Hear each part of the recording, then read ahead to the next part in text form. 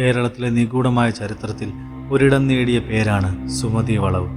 ഈ പേര് കേൾക്കുമ്പോൾ തന്നെ ഭയവും ആകാംക്ഷയും ഒരുപോലെ തോന്നുന്ന ഒരവസ്ഥ. തിരുവനന്തപുരം നഗരത്തിൽ നിന്ന് ഏകദേശം 32 കിലോമീറ്റർ അകലെ പാലോട് എന്ന ഗ്രാമത്തിൽ നിന്ന് കല്ലറയിലേക്ക് പോകുന്ന വഴിയിൽ ഏകദേശം 4.7 കിലോമീറ്റർ ദൂരത്താണ് ഈ വളവ് സ്ഥിതി ചെയ്യുന്നത്. ഇതിനടുത്തായി മൈലമൂട് ജംഗ്ഷനും കാണും. സുമതി വളവ്. ഈ പേര് എങ്ങനെ വന്നു എന്ന് ചിന്തിച്ചിട്ടുണ്ടോ? ഈ പേരിന് പിന്നിൽ ഒരു ദുരന്ത കഥയുണ്ട്. 1953 ജനുവരി 27 നടന്ന ഒരു കൊടും ക്രൂരതയുടെ ഓർമ്മപ്പെടുത്തലാണ് ഈ വളവ്. സുമതി എന്നൊരു യുവതി ഈ വളവിൽ വെച്ച് കൊല്ലപ്പെട്ടു. ഇന്നും ആ പാവം പെൺകുട്ടിയുടെ ആത്മാവ് ഇവിടെ അലഞ്ഞു തിരിഞ്ഞ് നടക്കുന്നുവെന്ന് വിശ്വസിക്കുന്നവരുണ്ട്. കാലങ്ങളായി ഈ വളവിനെ ചുറ്റിപ്പറ്റി നിരവധി കഥകൾ പ്രചരിക്കുന്നു. എന്നാൽ ആ സംഭവിച്ച ദുരന്തത്തിൻ്റെ യാഥാർത്ഥ്യം ഇന്നും പലർക്കും അജ്ഞാതമാണ്. സുമതി കേസിലെ 1-ാം പ്രതിയും സുമതിയുടെ കാമുകനുമായിരുന്ന രത്നാകരൻ്റെ അനന്തരവൻ ഉണ്ണികൃഷ്ണന് ഈ സംഭവത്തെക്കുറിച്ച് ചില വെളിപ്പെടുത്തലുകൾ നടത്താനുണ്ട്. ചില ഓൺലൈൻ മാധ്യമങ്ങളിൽ അദ്ദേഹം പങ്കുവച്ച വാക്കുകളിലേക്ക് നമുക്കൊന്ന് ശ്രദ്ധിക്കാം. കാരേറ്റ് എന്ന സ്ഥലത്ത് ഒരു സമ്പന്ന കുടുംബത്തിലെ അംഗമായിരുന്നു രത്നാകരൻ. അയാളുടെ വാഴത്തോട്ടത്തിന് സമീപമായിരുന്നു സുമതിയുടെ വീട്. വാമനപുരം ചന്തയിൽ ജോലി ചെയ്തിരുന്ന സുമതിയുടെ അമ്മയുമായി രത്നാകരന് പരിചയമുണ്ടായിരുന്നു. ഈ പരിചയം പിന്നീട് സുമതിയും രത്നാകരനും തമ്മിലുള്ള പ്രണയത്തിന് വഴിതെളിച്ചു. രത്നാകരൻ സുമതിക്ക് വിവാഹ വാഗ്ദാനം നൽകിയിരുന്നു. എന്നാൽ വലിയ തറവാട്ടിലെ അംഗവും സാമ്പത്തികമായി ഉയർന്ന നിലയിൽ നിൽക്കുന്ന വ്യക്തിയുമായ രത്നാകരൻ്റെയും സാധാരണക്കാരിയായ സുമതിയുടെയും വിവാഹത്തിന് വീട്ടുകാർക്ക് എതിർപ്പായിരുന്നു. അതിനിടയിൽ സുമതി ഗർഭിണിയായി. തുടർന്ന് തന്നെ വിവാഹം കഴിക്കാൻ അവൾ രത്നാകരനെ നിർബന്ധിച്ചു.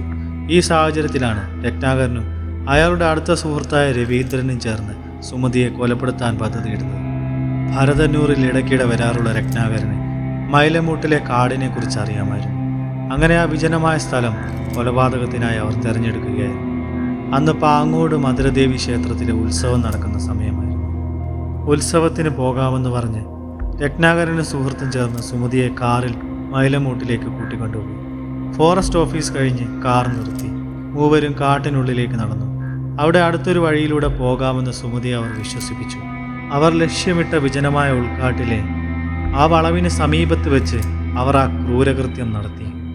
രത്നാകരൻ സുമതിയുടെ കൈകളിൽ ബലമായി പിടിച്ചപ്പോൾ രവീന്ദ്രൻ അവളുടെ കഴുത്തറുത്തു. അതിനുശേഷം പ്രതികൾ സംഭവ സ്ഥലത്ത് നിന്ന് രക്ഷപ്പെട്ടു. വിറക് ശേഖരിക്കുവാനായി കാട്ടിൽ പോയവരാണ് പിന്നീട് സുമതിയുടെ മൃതദേഹം ആദ്യം കാണുന്നത്. ഈ സംഭവം പിന്നീട് വലിയൊരു വാർത്തയായി മാറുകയും പോലീസ് അന്വേഷണം ആരംഭിക്കുകയും ചെയ്തു. കുറച്ചുനാൾ രത്നാകരൻ വീട്ടിൽ നിന്ന് ഒളിവിൽ കഴിഞ്ഞെങ്കിലും പിന്നീട് അവനെ പോലീസ് അറസ്റ്റ് ചെയ്തു. കോടതി ഇരുവർക്കും 12 വർഷം തടവ് ശിക്ഷ വിധിച്ചു. ജയിൽ ശിക്ഷയ്ക്ക് ശേഷം രത്നാകരൻ കനകനഗറിലാണ് താമസിച്ചിരുന്നത്. വർഷങ്ങൾക്ക് ശേഷം ഹൃദയാഘാതം മൂലം അയാൾ മരിച്ചു. മരിക്കുന്ന സമയത്ത് അമ്പലമുക്കിലായിരുന്നു താമസം. രത്നാകരന് 3 മക്കളുണ്ടായിരുന്നു. സുമതിയുടെ ആത്മാവിനെക്കുറിച്ചും പ്രേതത്തെക്കുറിച്ചുമുള്ള വിശ്വാസങ്ങളെക്കുറിച്ച് ഉണ്ണികൃഷ്ണൻ ചില കാര്യങ്ങൾ പറയുന്നുണ്ട്. സുമതിയുടെ ആത്മാവ് ഉണ്ടെങ്കിൽ ആദ്യം പ്രതികാരം ചെയ്യേണ്ടത് രത്നാകരനോടും രവീന്ദ്രനോടുമല്ലേ എന്നാണ് അദ്ദേഹം ചോദിക്കുന്നത്. താൻ പലതവണ ആ വഴിയിലൂടെ പോയിട്ടുണ്ടെന്നും എന്നാൽ അങ്ങനെയൊന്നും അനുഭവിച്ചിട്ടില്ലെന്നും അദ്ദേഹം കൂട്ടിച്ചേർത്തു. മൈലമൂട്ടിലെ ചില സാമൂഹ്യ വിരുദ്ധരാണ് സുമതിയുടെ ആത്മാവ് അവിടെ ഉണ്ടെന്ന് പ്രചരിപ്പിക്കുകയും ആളുകളെ ഭയപ്പെടുത്തുകയും ചെയ്യുന്നത്. അല്ലാതെ സുമതി ആരെയും പീഡിപ്പിച്ചിട്ടില്ല.